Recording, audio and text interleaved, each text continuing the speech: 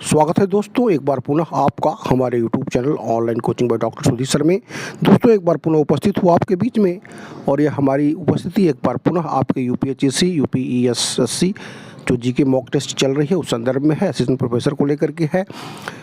और यहाँ पर हम एक बार पुनः उपस्थित हुए आपके बीच में करंट अफेयर्स के साथ यूनिट फर्स्ट, जो कि आपके सिलेबस का हिस्सा है और महत्वपूर्ण हिस्सा है। बार बार मैं कहता हूँ आपसे कि इस पोर्शन से सबसे ज़्यादा प्रश्न आने की प्रवृत्ति रही है, लिहाजा आपको भी पूर्ण रूपेण इस पर थोड़ा सा ध्यान देने की आवश्यकता है। थोड़ी सी इसका दायरा थोड़ा व्यापक है, विशाल है, लिहाजा इसकी ज़्यादा प्रैक्टिस की आवश्यकता है। आइए शुरुआत करते हैं इस प्रैक्टिस शीट को और देखते हैं। आप अपने को आकलित करिएगा। मैंने बार बार आपसे कहा है, अगर आप कर पा रहे हैं सो फार सो गुड, नहीं कर पा रहे हैं तो आत्मसात अवश्य कर लीजिएगा। उससे आशा करता हूँ कि निश्चित तौर पर आप कर ही पा रहे होंगे। आइए शुरुआत करते हैं। पहले प्रश्न को देखिए।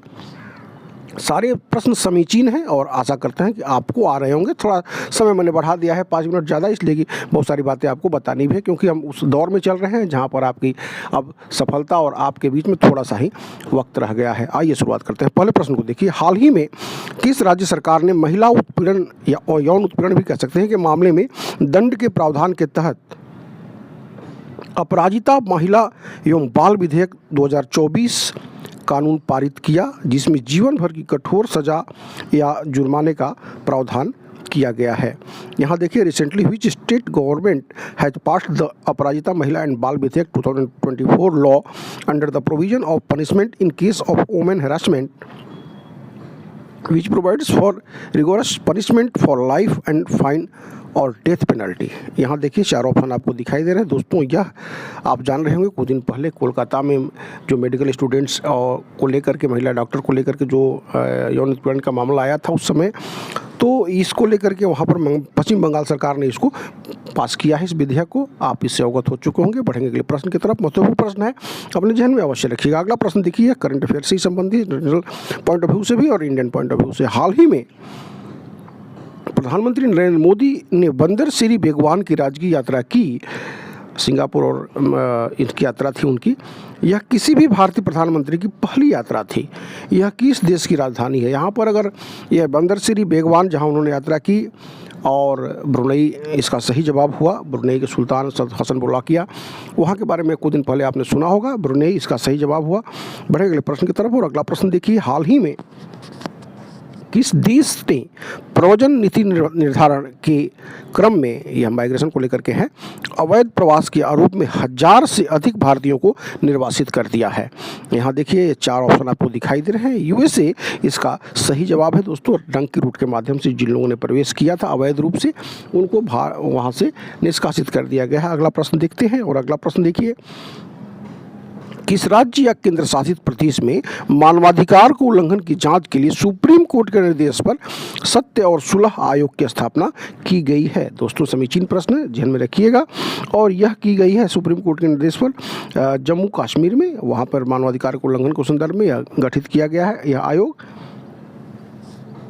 बढ़ेंगे अगले प्रश्न की तरफ। और अगला प्रश्न देखिए, अगस्त 2024 में भारत द्वारा विश्व में पहली बार किस पुनर्प्रयुज्य हाइब्रिड रॉकेट का प्रयोग किया गया है? Which reusable hybrid rocket was used by India for the first time in the world in August 2024?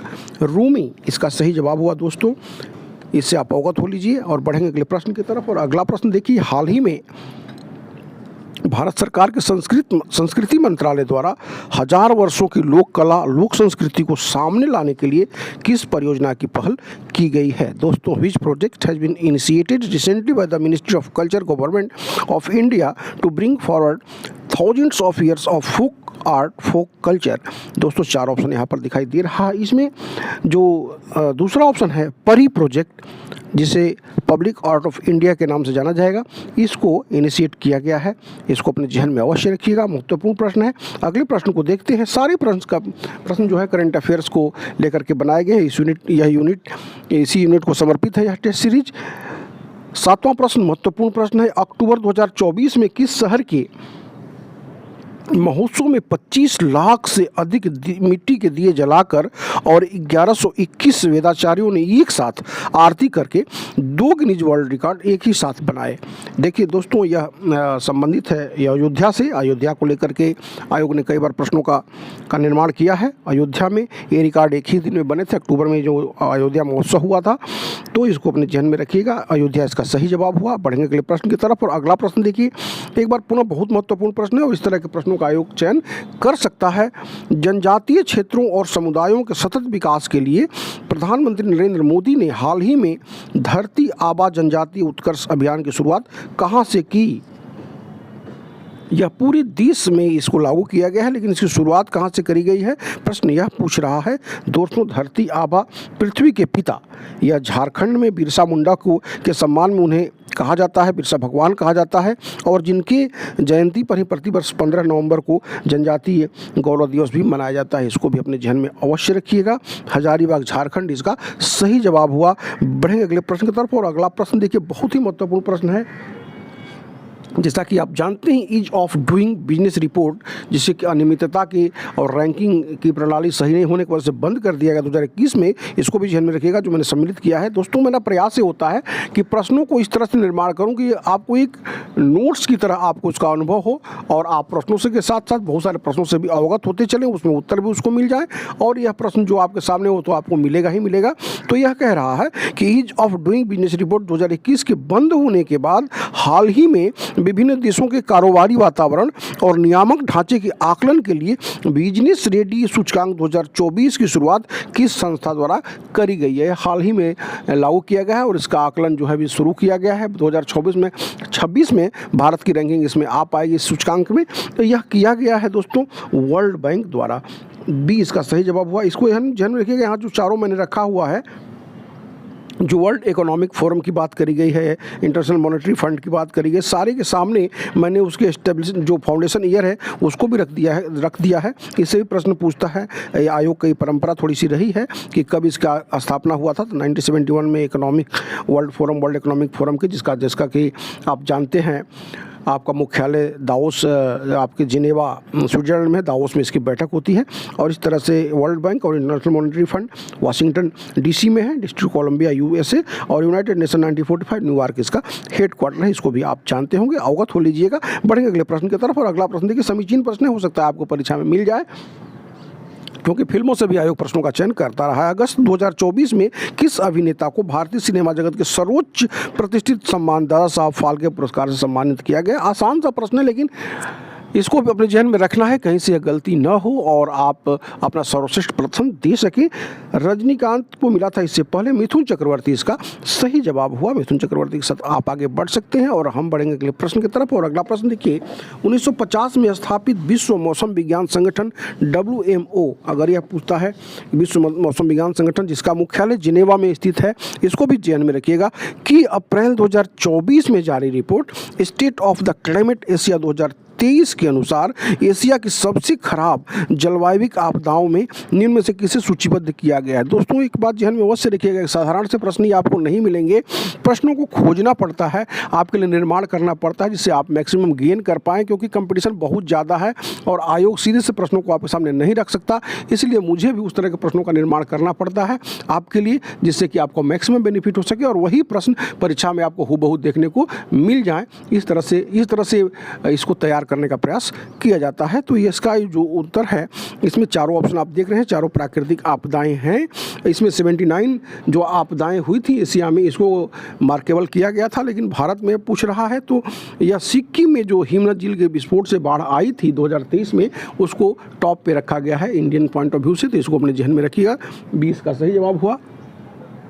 बढ़ेंगे अगले प्रश्न की तरफ। और अगला प्रश्न देखिए, हाल ही में संयुक्त राष्ट्र की राहत और कार्य एजेंसी UNRWA पर प्रतिबंध किस देश की शरणार्थियों की सहायता व्यापक तौर पर प्रभावित हुई? इसको अपने देखिए, यहाँ पर कह रहा है कि यह UNRWA की बात की रही है, यूनाइटेड नेशन जो विकास वर्ल्ड की बात इसमें की जा रही है। इसमें UNRWA जो है इजराइल के इससे बहुत ज़्यादा प्रभावित हुआ था। जो शरणार्थी इसके थे उनके द्वारा United nation relief and work agency थी और फिलीपींस के रिफ्यूजी से प्रभावित हुए थे, तो इसको अपने जहन में रखिएगा। फिलीपींस के जो रिफ्यूजी से प्रभावित हुए थे। और हम आ गए हैं अगले प्रश्न की तरफ। और अगला प्रश्न देखिए, ये 13वां प्रश्न है। 2024 में संपन्न भारत और अमेरिका के 3 सेनाओं के मध्य किस अभ्यास का संबंध मानवीय सहायता, आपदा राहत और उपपरंपरागत पारंपरिक संचालन में के क्षमताओं को निखारने से था? Which exercise between the 3 armies of India and the US held in March 2024 was related to enhancing capabilities in humanitarian assistance, disaster relief and sub conventional operations. दोस्तों, ऑपरेशन से प्रश्न आते हैं और यहाँ जो चारों ऑपरेशन आप देख रहे हैं, चारों का संबंध अमेरिका और भारत से ही है, लेकिन इसमें यह पार्टिकुलरली पूछ रहा है कि मानवीय सहायता, आपदा राहत और उप पारंपरिक संचालन में क्षमताओं के निखारने से था। दोस्तों, इसका संबंध जो था वह ऑपरेशन टाइगर ट्रायम्फ से था। यद्यपि ऑपरेशन वज्र प्रहार ये विशेष बलों का अभ्यास था भारत और अमेरिका के बीच में, जबकि ऑपरेशन रिम पैक जो है यह कई देशों के साथ नेवी का अभ्यास था भारत और USA के बीच में। और जो लास्ट में आप देख रहे हैं ऑपरेशन कोप इंडिया, यह भारत और अमेरिका के वायुसेना का अभ्यास था। इसको ध्यान में रखिएगा। ये चारों अभ्यास जो है अमेरिका और भारत से ही संबंधित है। बढ़ेंगे अगले प्रश्न की तरफ। और अगला प्रश्न देखिए, भारत सरकार द्वारा 1993 में मानवाधिकार संरक्षण अधिनियम के तहत गठित, अगर पूछता है कि मानवाधिकार का गठन कब हुआ था, तो 1993 में। हाल ही में सुप्रीम कोर्ट ने किस पूर्व न्यायाधीश को नियुक्त किया गया है इसके अध्यक्ष के रूप में? तो यह उत्तर हुआ बी राम सुब्रमण्यम, और ये डी इसका सही जवाब हुआ। और इसमें एक बात और ध्यान में रखिएगा कि सुप्रीम कोर्ट के रिटायर्ड जज ही इसके चेयरमैन हो सकते हैं। विजया भारती अभी वर्किंग में थी, तो यहाँ पर बी डी इसका सही जवाब हुआ, बी राम सुब्रमण्यम। अगले प्रश्न की तरफ बढ़ते हैं और अगला प्रश्न जो है आपका स्पोर्ट्स से है। थॉमस कप पुरुष, उबेर कप महिला, ये दोनों जो हैं वो वर्ल्ड लेवल के किस खेल संबंधित हैं? थॉमस कप और उबेर कप, जिसके दोनों के 2024 का खिताब एक ही देश चीन ने जीता है इस बार। तो यह संबंधित है बैडमिंटन से वर्ल्ड लेवल में, और उबेर कप महिलाओं के लिए और थॉमस कप पुरुषों के लिए। आगे बढ़ते हैं अगले प्रश्न की तरफ। अगला प्रश्न देखिए, हाल ही में यह साइंस एंड टेक्नोलॉजी से है। इसरो के किस केंद्र द्वारा PSLV C-58 मिशन लॉन्च किया गया, जिसमें POEM 3, जिसको कि PSLV यहाँ पर देख रहे ऑर्बिटल एक्सपेरिमेंट मॉड्यूल 3 अंतरिक्ष स्टेशन यह सुनिश्चित करेगा कि अंतरिक्ष में कोई मलबा न बचे। तो यह किया गया था इसरो के विक्रम भाई साराभाई अंतरिक्ष केंद्र जो तिरुवनंतपुरम में है, उससे इसको किया गया था। इसको अपने जहन में रखिएगा। यह साइंस एंड टेक्नोलॉजी संबंधित प्रश्न है। साइंस एंड टेक्नोलॉजी आपके सिलेबस का हिस्सा है, जैसा कि मैंने आपको बार बार बताया है कि उन सारे प्रश्नों को सम्मिलित करने का प्रयास किया जाता है जो आपके सिलेबस का हिस्सा है। और बार बार मैं कहता हूँ कि अपने स्तर पर अगर आप कर पा रहे हैं बहुत अच्छी बात है, अगर नहीं कर पा रहे हैं तो आप हमसे जुड़ करके हमारी टेस्ट सीरीज, हमारे प्रैक्टिस सेट, हमारे जो लिमिटेड नोट्स हैं वो प्राप्त कर सकते हैं और अपनी स्वर्णिम सफलता सुनिश्चित कर सकते हैं। दोस्तों, मैंने बार बार आपसे कहा है कि जीके की भूमिका बहुत महत्वपूर्ण हो जाती है, क्योंकि अपने सब्जेक्ट में आप तो प्रवीण होते ही हैं। अगला प्रश्न देखिए, हाल ही में किस योजना के तहत उत्तर प्रदेश सरकार ने राज्य के बाहर या विदेश में रहने वाले उत्तर प्रदेश के नागरिकों को अपनी मातृभूमि के लिए विकास परियोजना पूरी करने के लिए विकास लागत का 60% वहन करने की पहल की है? बदले में दानदाताओं के योगदान को प्रमुखता से प्रदर्शित किया जाएगा। यह महत्वपूर्ण योजना है जो उत्तर प्रदेश सरकार द्वारा प्रारंभ की गई है, और यह मातृभूमि अर्पण योजना इसमें यह जाता है। इसके माध्यम से 40% सरकार देगी और 60% किसी व्यक्ति विशेष को या संस्था विशेष को देना है, जिससे कि उसका नामकरण या नेम प्लेट वगैरह उत्तर प्रदेश सरकार लगवाएगी। बढ़ते अगले प्रश्न की तरफ। और अगला प्रश्न देखिए, स्पोर्ट्स से है। हाल ही में बिहार के राजगीर में आयोजित महिला एशियाई हॉकी चैंपियनशिप ट्रॉफी 2024 लगातार दूसरी बार भारत ने किस देश को हराकर जीता? दोस्तों, यह भी राजगीर में पटना बिहार में हुआ था और इसने चीन को हरा करके भारत ने इसको जीता है। भारत की बालिकाओं महिलाओं ने जीता है।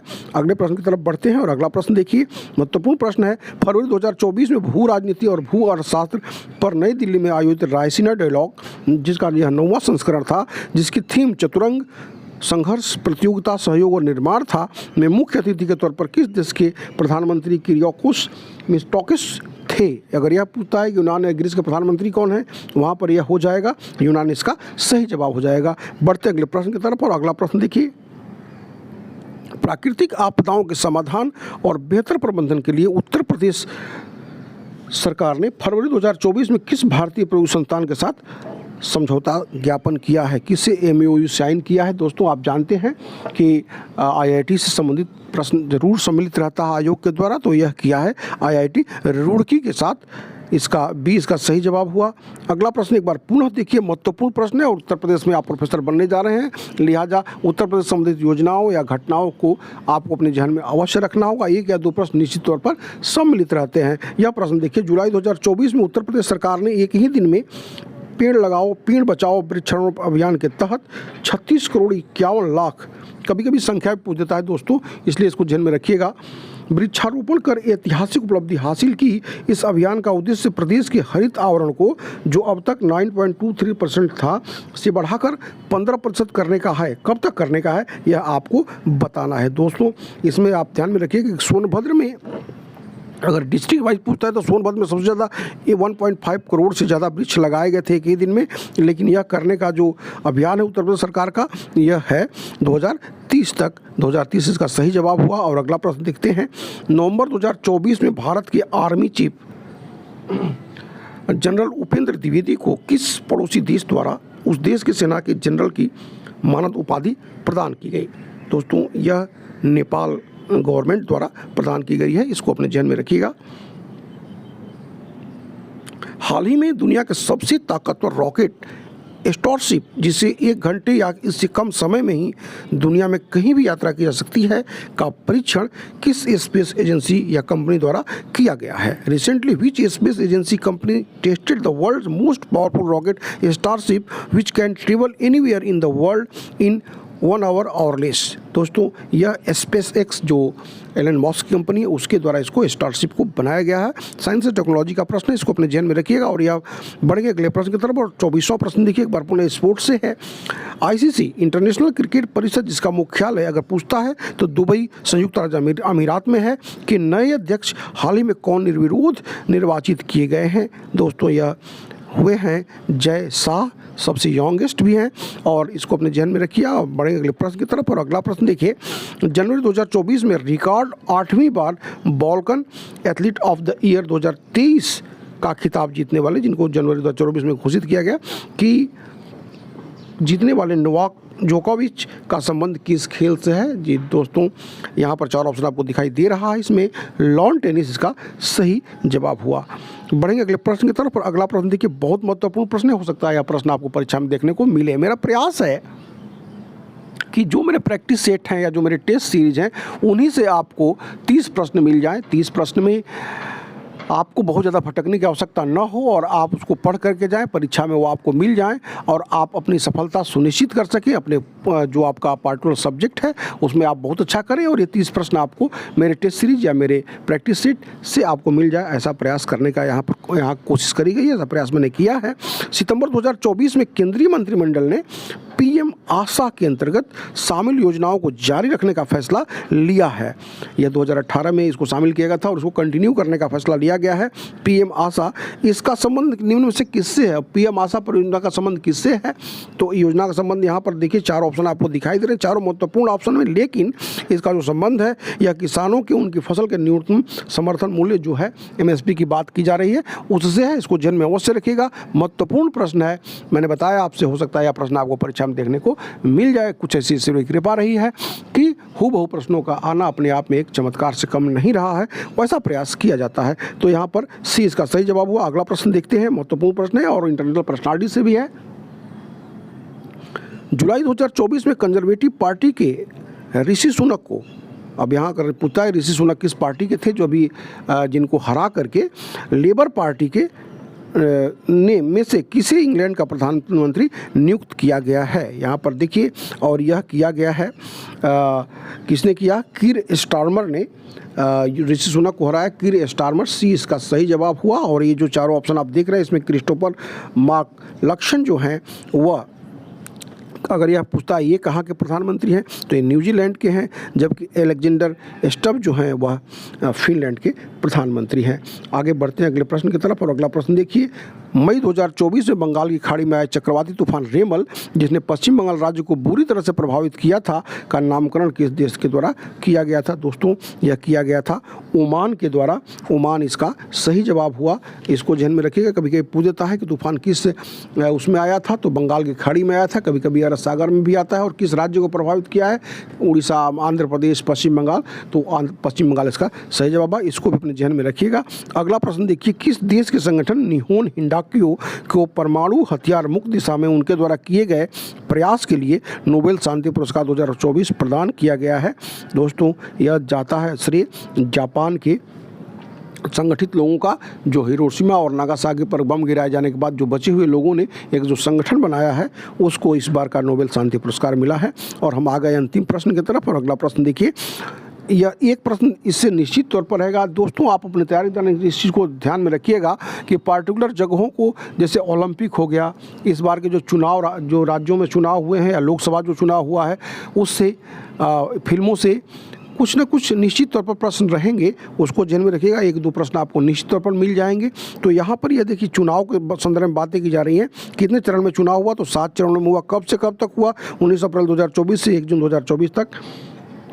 कितने सीटों पर हुआ? इसको भी ध्यान में रखना। लेकिन यहाँ पर मैंने प्रश्न रखा है कि किसको सब यहाँ भारतीय जनता पार्टी को कितनी सीटें प्राप्त हुई हैं। दोस्तों यहाँ पर 4 ऑप्शन आप देख रहे हैं। इसमें 240 सीटें जो हैं वो भारतीय जनता पार्टी को इंडिविजुअली प्राप्त हुई थी, जबकि उनके गठबंधन को, जो एनडीए गठबंधन था, नेशनल डेमोक्रेटिक अलायंस, उसको 293 सीटें प्राप्त हुई थी, जबकि कांग्रेस को इंडिविजुअली 99 सीटें प्राप्त हुई थी, और जो इंडी गठबंधन था उसको 234 सीटें प्राप्त हुई थी। 4 ऑप्शन यहाँ पर दिख रही हैं। और जबकि पूर्ण बहुमत के लिए अगर पूछता है 273 सीटें चाहिए होंगी। और किस जो चुनाव आयोग ने क्या क्या पोर्टल लगाया था, CVGIL, VHS, KYC, और टोटल मतदान प्रतिशत जो था वह 65.79% था। राष्ट्रीय चुनाव आयोग ने किसको राष्ट्रीय आइकॉन नियुक्त किया था? सचिन तेंदुलकर को। यूथ आइकॉन किसको किया था? आयुष्मान खुराना को। और अगर दिव्यांग आइकॉन की बात करता है तो शीतल देवी को, जो कि पैरालंपिक में उन्होंने मेडल हासिल किया है। और इसी तरह से दोस्तों यह 30 प्रश्नों की श्रृंखला समाप्त होती है। मैं यहाँ पर सबमिट करूँगा और यहाँ पर रिजल्ट मैं देखता हूँ क्या रहता है। सबमिट कर दिया है। रिजल्ट यहाँ पर देखिए आ गया है 30 आउट ऑफ 30। दोस्तों ईश्वरी कृपा से आप भी इस तरह के अचीवमेंट हासिल